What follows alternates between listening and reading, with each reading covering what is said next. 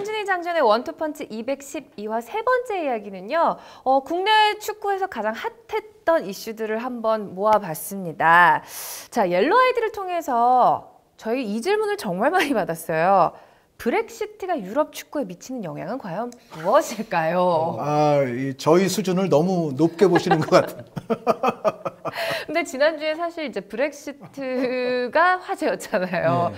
과연 도대체 이 나라는 어떻게 되는 것인가? 이 세계 이런 질서는 어떻게 되는 것인가? 더불어서 유럽 축구는 도대체 어떻게 되는 것인가? 세계 질서, 네. 월드 피스, 세계 질서. 월드 직접적으로 오더. 월드 이코노미. 직접적으로 얘기하면 이제 세계 주가. 네, 주식. 욕하시는 줄 알고 깜짝 놀랐어요. 아니, 제 순간. 친구도 네. 이번에 브렉시트 때문에 네. 많이 까먹었어요. 정말 좀 충격으로 다가왔는데 그 투표 결과가. 자, 저희는 축구 방송이기 때문에 정말 축구에 미치는 영향을 생각하지 않을 수가 없습니다. 단기적으로 우리가 지금 뭐 어떻다 저떻다 얘기하는 것 자체가 약간은 성급한 결론이 될 수 있다고 생각합니다. 그러니까 좀 더 시간을 갖고 지켜봐야 될 일이라는 말씀을 먼저 드리겠고요. 그리고 이제 궁극적으로 지금 그냥 제가 갖고 있는 생각은 큰 영향은 없다. 그러니까 큰 변동이나 어떤 이 제도에 의해서 지금 어떤 잉글랜드 프리미어 리그의 어떤 선수 영입이나 방출이나 이거에 있어서 제가 봤을 때는 큰 문제가 생길 것 같진 않아요. 오히려 다만 이제 이건 있을 것 같아요. 그러니까 제도적으로 이제 외국인 선수들은 어떻게 돼요? 뭐 그런 거보다도 저는 이 상황이 파운드화의 값어치를 이제 하락시킬 수 있잖아요. 그러니까 영국의 경제가 앞으로 어떻게 되는지가 오히려 조금 더 관건이 될 수가 있는데, 여태까지는 잉글랜드 클럽들이 정말 많은 경제력을 가지고서 원하는 선수들을 뭐 대부분 다 잘 데려올 수가 있었죠. 그런데 앞으로는 제 생각에는 돈이 좀 더 들 수는 있을 거예요. 그러니까 예를 들어 파운드화가 떨어지면, 가치가 떨어지면 영국 가서 물가는 좀 쌀 거 아니에요. 그렇게 되면. 네. 영국 가서 네. 티켓 값도 좀 가치가 좀 싸지고 그럴 거 아니에요, 실제로. 그렇죠. 여행하기 좋은 거 아니에요? 그거는 그렇죠. 선수 입장에서 아니고 선수가 아니고 저희 입장에서. 이제 이해했어요. 네. 저는 순간 내가 모르는 경제 규칙이 또 있었나. 그러니까 제가 최근에 뭐 언론사에도 그런 얘기를 했습니다만, 한국 선수들이 그럼 EPL 가는 거는 어떻게 될까? 저는 이제 그런 문제에 있어서는 그렇게 큰 변화는 없을 것이다. 정말 우수한 선수라면은 어떻게든 갈 수 있는 거고, 이제 문제는 잉글랜드 클럽들이 파운드화라든가 영국 경제가 안 좋아지면 안 좋아질수록 전보다는 더 돈을 많이 써야 되겠죠. 그렇죠. 이제 그런 부분은 이제 좀 걸릴 수가 있는데, 그래도 일단 중개권료 받는 게 있기 때문에 당장은 제 생각에는 이것이 큰 무슨 눈에 보일 정도의 가시적인 변동이 나타날 것 같지는 않다는 생각을 저는 합니다. 결국 프리미어리그도 지금 잉글랜드, 영국 자체가 세계적으로 엄청난 관광 국가이고, 거기에 프리미어리그의 이 열기, 축구 팬들이 또 유입돼서 들어오는 이 매출, 국가 산업에 이바지하는 퍼센테이지 규모가 상당히 클 것이라고 저는 봅니다. 그런 부분에서는 프리미어리그 자체도 결국은 브렉시트처럼 자국의 이익을 위해서 그렇죠. 또 리그의 어떤 산업화는 그대로 성장할 수 있게끔 제도를 조금씩 바꾸겠죠. 네. 네. 외국인 선수 영입과 관련된 정책도 조금씩 바꿀 것 같고, 선수 영입 비용이 조금 파운드와 같이 하락으로 올라가면, 그러면 또 그거를 관광객들은 또 돈이 적게 드니까. 네. 그러면 또 그런 사람들로 메울 수 있고. 네. 자, 브렉시트가 유럽 축구에 미치는 영향 거의 없을 것으로 예상됩니다. 좀 지켜봐야 돼요. 그냥 제 생각이에요, 제 네. 생각. 네, 이거 저희는 이게 전문적인 사람이 아니기 때문에 경제 부분과. 네. 그냥 개인적인 아주 짧은 생각이니까요. 그냥 그렇게 생각하는구나라고만 들으시면 됩니다. 이런 고난도의 질문은 그러니까요. 지금 여기 앉은 사람들의 수준상 앞으로는 좀 가급적 자제해 주시기를 제가 두 손 모아 공손히 제가 기원드립니다. 네. 자, 그럼 저희가 조금 더 잘 아는 그쪽 분야로 넘어가도록 하겠습니다. 자, 올림픽 대표 명단이 확정이 됐습니다. 자, 그러면서 와일드카드 3명이 이제 발표가 됐는데, 자, 손흥민 선수, 장현수 선수, 그리고 석현준 선수 이렇게 3명으로 채택이 됐습니다. 결국은 큰 틀에서는 이제 한 의원님 예상대로 갔어요. 저는 이제 수비 쪽 2명, 공격 1명. 근데 신태용 감독이 수비 쪽 두 명을 먼저 염두에 두었다가 결국은 홍정호 선수가 불발이 되면서 네. 갔으니까 장 의원님이 맞은 거예요. 아니에요. 네, 어차피 인생은 결과입니다. 네. 결과가 맞아야 돼요. 네. 그래서 한 의원님이 맞추셨고요. 결론은 원투펀치가 맞힌 걸로. 아니에요. 근데 그게 네, 맞춘 다 건 틀렸어요. 네, 제가 엄밀히 말씀드릴게요. 네. 왜냐하면 이 장 의원님 말씀하실 때는 장현수, 홍정호, 석현준이었던 것 같고 네. 제가 이야기한 거는 손흥민, 석현준, 홍정호였어요. 네. 그러니까 사실 다 틀린 거예요. 여기서 틀린 가장 원인이 뭐냐? 홍정호 선수였습니다. 네. 홍정호 선수 때문에 다 틀렸습니다. 사출이 안 됐죠. 네. 네. 그러면서 공격 숫자가 원래 생각했던 것보다는 공격 숫자가 오히려 한 명 늘고 장현수 선수 부담이 좀 커졌네요. 장현수 선수가 이제 멀티플레이어이기 때문에 네. 선발이 됐는데 글쎄요. 신태용 감독이 이제 뭐 스웨덴과의 평가전도 있고 그 전에 이제 연습 경기도 있기 때문에 어떤 생각을 할지 모르겠는데 여러 테스트들을 할 기회는 지금 많지 않거든요. 그렇죠. 네, 그러니까 지금 어느 정도 플랜 A부터 플랜 한 C, D, E까지의 계획은 어느 정도 세워놔야 될 것 같습니다. 베스트 11이 어떻게 나올까 또 한번 생각을 해봤는데 어떻게 나올까요? 글쎄요, 지금 뭐 4-1-4-1 전형 혹은 4-2-3-1 전형 일단 원톱 위주의 4백 운영을 지금 계속 즐겨 써왔던 신태용 감독이기 때문에 현재 체제에서는 자기가 원투펀치에서도 얘기했습니다만 지금 올림픽 대표는 사실 수비 쪽이 경험이 좀 부족하고 미스들, 플레이들이 경기마다 조금씩 나오기 때문에 위험 지역에서의 실책은 독일이나 멕시코를 상대로 할 때 상당히 부담이 있지 않습니까? 그래서 거기에 경험이 있는 좀 수비수들을 한 2명 놔야 되지 않냐. 그건 이제 멀티플레이어로 수비형 미드필더도 볼 수 있고 혹은 유사시에 심상민이나 이슬찬 선수의 경기 감각이 출전 횟수가 지금 많은 상황은 아니기 특히 심상민 선수는 출전 횟수가 많지는 않기 때문에 좀 떨어져 있을 때 유사시에 대비한 어떤 전략도 세워야 되지 않냐의 이제 문제였는데 근데 이제 앞선에는 사실 제가 볼 때는 미드필더 이창민 선수는 저는 상당히 좋은 선수라고 생각을 하고 네. 권창훈, 문창진, 유승우, 황희찬 저는 매우 좋은 선수들이라고 봤거든요.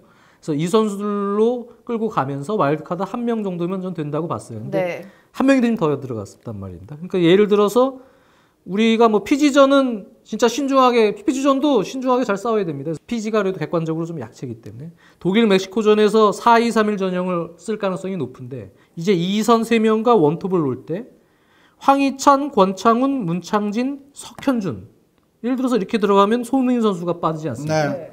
네. 근데 손흥민 선수가 만약 윙어로 문창진 선수 대신 들어간다고 치면 문창진 선수가 또 빠지고 여러모로 조코 자원은 좀 풍부해졌어요. 유승우 선수도 있고 문창진 뭐 유사시에 공격의 화력을 좀 늘리거나 또 우리가 실점을 해서 골이 필요할 때 4-1-4-1 전형에 좀 공격적인 운영이 필요할 때는 공격 숫자는 늘었는데 네. 여기서 한 가지 고민은 제 생각에 손흥민, 석현준 선수를 교대로 번갈아 쓰거나 같이 넣었을 때 훈련하고 연습하고 조합을 맞춰서 조직력을 발휘할 수 있는 시간이 턱없이 부족하다. 네, 특히 네. 지금 손흥민 선수의 합류도 조금 늦어지는 걸로 지금 얘기가 되고 있으니까. 그런데 저는 그 손흥민, 석현준 선수 같이 넣을 때에 그나마 그래도 최적의 포진에 대한 생각은 저는 어느 정도는 뇌리에 지금 갖고는 있는데 뭐냐면 석현준 선수가 당연히 톱입니다. 네. 석현준 선수가 톱이고 손흥민, 황희찬 그리고 문창진. 네, 권창훈 선수는 그 경우에 이제 여기서 이제 딜레마가 발생해요. 그러니까 우리 지금까지의 대표팀에서 공격의 활로를 열어줬던 선수는 황희찬 선수입니다. 그런데 그 아래쪽에서 에이스를 거의 양분해왔던 선수가 문창진 선수와 권창훈 선수거든요.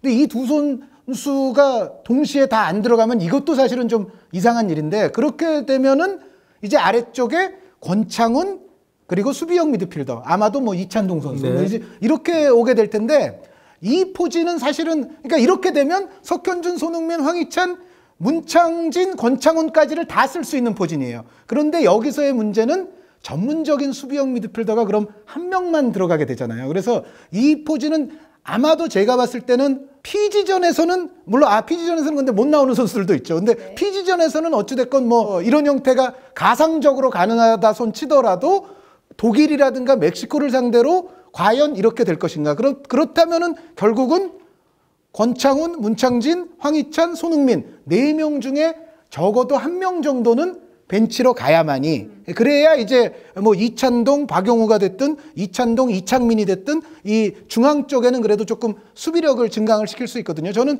이번 대회에서 우리가 피지전을 제외하고는 독일, 멕시코전의 기본적인 포메이션은 아마도 4-2-3-1이 가장 유력하다고 보기 때문에 이 두 명의 수비형 미드필더를 어떤 성향의 선수들로 넣느냐. 그런데 독일과 멕시코의 전력을 고려할 때는 우리가 아무래도 이창민 선수는 이제 공수를 다 겸비할 수 있는 선수입니다만 최대한 그래도 이창민 선수까지는 넣고 뭐 이찬동 선수 이 정도는 받쳐놔야 사실은 우리가 수비적으로 조금 든든함을 느낄 거예요. 근데 그 경우에는 이제 아까 말씀드렸던 권창훈, 문창진, 황희찬, 손흥민 이 가운데에서 한 명 정도는 벤치로 가야 되는 상황이 불가피할 수는 있겠죠. 네. 그리고 제가 근데 여기서 걱정하는 최대의 문제는 이런 일이 절대 발생하면 안 되지만 석현준 선수가 정말로 중요한 존재가 됐어요. 지금 사실상 그러니까 예전에 우리 올림픽 대표를 생각하면 박주영 선수가 있었는데 만약에 박주영 선수에게 뭔가 이상이 생길 경우에는 지동원 선수도 톱 자리에 올 수 있지 않습니까? 뭔가 어떤 대체 카드가 좀 있었거든요. 그런데 석현준 선수에게 만약에 부상이라든가 같은 일이 발생할 경우에 물론 황희찬 선수가 위로 올라가는 방안이 전혀 없는 건 아니지만은 전체적으로 석현준 선수의 원톱 자리는 스타일이라든가 지금 보여주고 있는 기량이라든가 이런 걸로 봤을 때는 거의 대체 불가거든요. 그래서 원톱이 사실상 거의 더블이 아니라 거의 싱글에 가까운 원톱이라서 석현준 선수에 대한 관리는 정말 잘 돼야 되지 않는가라는 약간의 불안감은 갖고 있습니다. 그러니까 저는 개인적으로는요. 일단 석현준, 손흥민 선수 두 선수의 컨디션, 몸 상태를 확인하는 게 제일 중요한데요. 두 선수를 일단은 같이 놓는 선발은 저는 피하고 싶습니다. 네.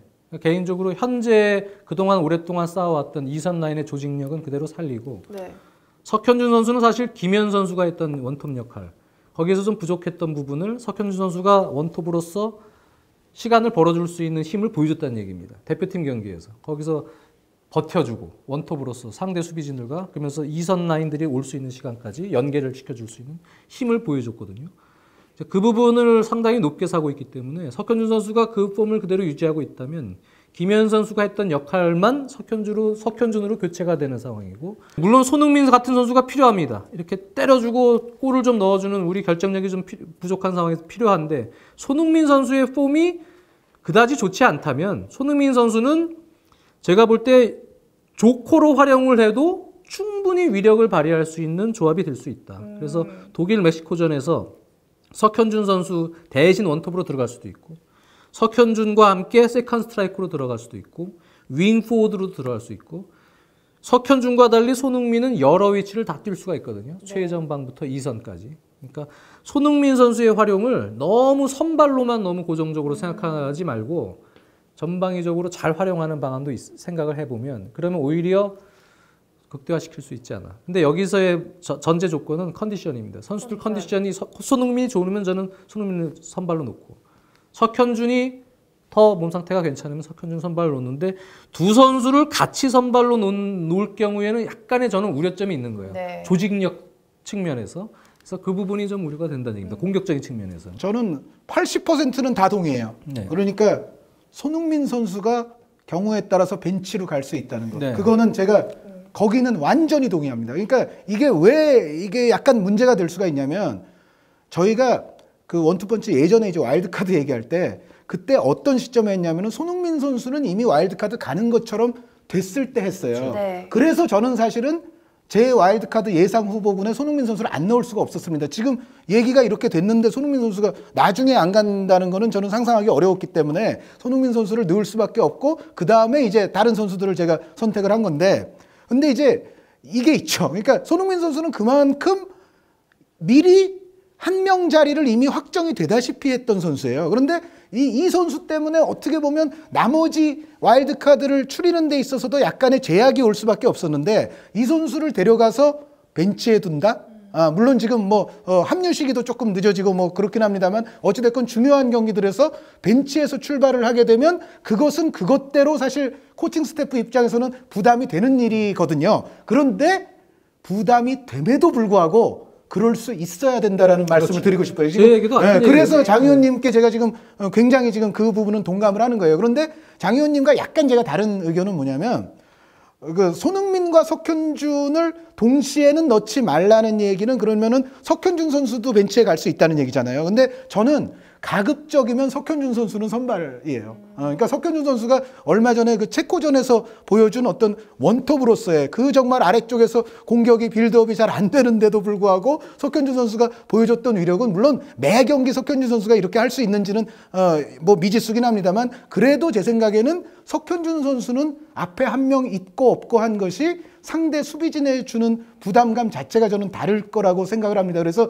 손흥민, 석현준 중에 한 명, 뭐 이거보다는 저는 일단 석현준 선수는 네. 몸 상태에 이상이 없는 한 집어넣는 것이 좋다. 그리고 손흥민 선수 같은 경우는 정말 상황을 봐서는 벤치로 갈 수도 있다. 근데 여기에 미리 확정된 와일드카드라는 부담감은 이때는 실리적인 상황을 위해서 털어버리고 하는 것이 좋다는 말씀을 드리고 싶어요. 저는 물론 이제 실력적인 부분에서는 같이 들어가면 좋죠. 팀 전체적인 팀에 대한 얘기입니다. 네. 그러니까 손발을 못 맞춰보고 조별리그 피지전도 불참한 상황에서 바로 진짜 경기 2차전부터 들어가지 않습니까? 근데 거기서 우리가 스웨덴 평가전 치르고 그 전에 연습 경기하고 1차전까지 했던 그 조직이 이제 너무 무리한 투입으로 약간 어그러질 수도 있으니까 그래서 그거에 대한 이제 우려고요. 네. 독일전 앞두고 손흥민 선수 같이 이제 호흡 맞춰보는데 괜찮다. 석현준 같이 투입이 돼서 윙포워드 손흥민 선수 보고 석현준 선수 원톱 체제. 그러면 뭐 써도 상관은 없죠. 근데 그거는 이제 신태용 감독의 몫입니다만 여러모로 이제 그 부분을 너무 딱 무조건 와일드카드는 선발 이런 개념보다는 팀 전체적인 조직력을 네네. 살리는 방안으로 갔으면 좋겠다는 얘기입니다. 네, 자 이렇게 저희가 와일드카드 3명 중에서 2명, 손흥민 선수와 석현준 선수는 이제 공격수고 장현수 선수는 그렇다면 어떤 역할을 지금 해줘야 되는 거죠? 이게 사실 더 중요합니다. 네. 우리에게는. 네, 수비가 사실 더 중요합니다. 장현수 선수는 일단 글쎄요, 신태용 감독이 1순위로 센터백을 생각을 하는지 수비형 미드필더로 보는지 측면 수비수로 보는지는 잘 모르겠어요. 네. 근데 뭐 어떤 위치든 다 보았던 선수인데 저는 사실 내심 장윤수 선수가 멀티플레이어긴 하지만 그래도 본인의 원래 포지션은 센터백이잖아요. 네. 근데 아직 최규백, 정승현 선수들이 큰 경기 경험이 좀 부족하고 송준 선수가 가끔씩 좀 미스가 나오고 이런 불안 요소는 저는 여전히 중앙 수비 쪽에 좀 가지고 있어요. 그래서 물론 측면 수비수들의 몸 상태도 걱정이 되긴 합니다만 장현수 선수를 일단은 센터백 쪽에서 중심을 최우구 방에서 잡아줄 수 있도록 그렇게 잘 구상을 해서 훈련을 하는 것이 좋지 않나는 것이 저 개인적인 생각입니다. 100% 동의합니다. 장현수 선수는 기본적으로 중앙 수비의 사령관으로 두는 것이 가장 지금 장현수 선수를 데려가는 중요한 역할이 될 수 있다고 봅니다. 그리고 이제 장 의원님 말씀에 이제 한 줄 정도 더 추가를 하자면 독일이나 멕시코가요. 그 장현수 선수가 측면 수비로 나왔을 때 가장 고전하는 경우는 빠르고 발재간 좋은 윙어들이 있을 때입니다.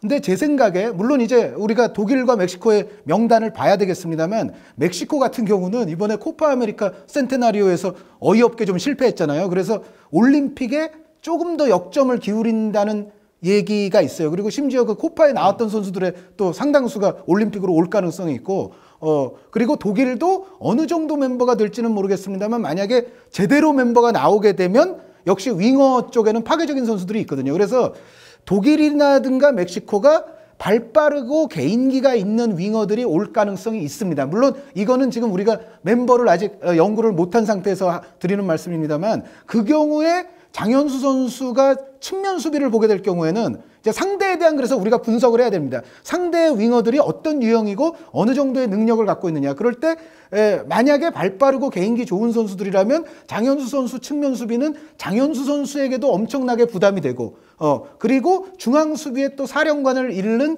잘못하면 두 가지 면에서의 악수가 될 가능성이 있어요. 그래서 독일과 멕시코의 멤버가 나오게 되면 이제 주전이 어떻게 될지를 우리가 굉장히 심도 있게 연구 분석을 해서 그 선수들의 능력과 스타일에 따라서 장현수 선수를 기용을 해야 되는데 아마도 제 생각에는 중앙으로 오는 것이 가장 그래도 현명한 방안이 아니겠나라는 말씀을 드려봅니다. 자, 두 의원님의 말씀을 종합을 해보면은 딱 그냥 그건 것 같아요. 와일드카드가 이제 정해진 상황이고 명단이 다 짜진 상황에서 일단은 뭐 이기는 축구를 해야 되지 않나. 이기는 축구 해야 되고 네, 결과를 내야 되는 거다. 결국은 네. 종합적으로 보면 가장 중요한 게요. 네. 피지전이에요. 네. 피지전이 가장 중요하다고요. 지금 약간 피지 이게 좀 약간 반어적인 표현이긴 네. 합니다만 피지가 우리가 뭐 완전 최약체 이건 뭐 몇 대 몇으로 이겨야 되냐 뭐 이런 얘기를 합니다만 피지전에서 못 이기면요 그냥 와일드 카드고 뭐 그러네요. 다 끝날 수가 있습니다. 피지는 10백으로 나올 거니까. 네, 그러니까 피지는 이거를 우리가 잘해야죠. 너무 우습게 보면 분명히 문제가 생길 수도 있을 것 같아요. 왜 예전에 코엘류 감독 몰디브전도 그렇고 우리 대표팀은 이상하게 가끔 너무 얕잡아 보면 약한 팀한테도 똑같은 경기하고 강팀한테도 비슷하게 경기하고 그런 경우가 많아요.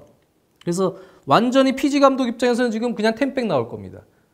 근데 어느 정도 볼을 차는 선수들 수준이 있는 선수들급 이상은 그렇게 많은 숫자를 두면 그렇게 호락호락하지 않고 말리는 경우도 있어요. 그래서 네. 피지전을 너무 여유 있게 뭐 로테이션 풍성하게 돌려가면서 실험적인 관점에서 가다가는 네. 예를 들어 그리고 뭐 독일 멕시코를 대비해서 우리가 모든 걸 다 보여주면 안 돼. 이것이 너무 강하다 보면은 사실은 피지전이 생각 외로 조금 말릴 수도 있어요. 그래서 오히려. 그러니까 피지전도 최선을 다해서 최선의 방안으로 이기는 쪽으로 가는 것이 그러니까요. 일단 가장 먼저입니다. 네, 피지가 지금 명단이 안 나왔거든요. 여기도 나와도 연구는 잘 안 돼요. 솔직히. 연구도 안 되고 연구는 분석도 잘 안 돼. 됩니다만 매 경기 신중하고 효율적으로 이기는 경기를 하면은 좋을 것 같습니다. 자, 와일드카드 이야기는 여기서 정리를 하도록 하고요. 자, 브렉시트가 유럽 축구에 미치는 영향은 없을 것으로 예상된다는 점 말씀드리면서 지켜봐야 된다니까. 원투펀치 212화 방송 여기서 마무리하도록 하겠습니다. 자, 저희는 한지 장자위원님이 대머리가 아니라 백발이 되는 그날까지 계속됩니다, 여러분. 좋았어요 지금. 다음 시간에 뵐게요. 안녕.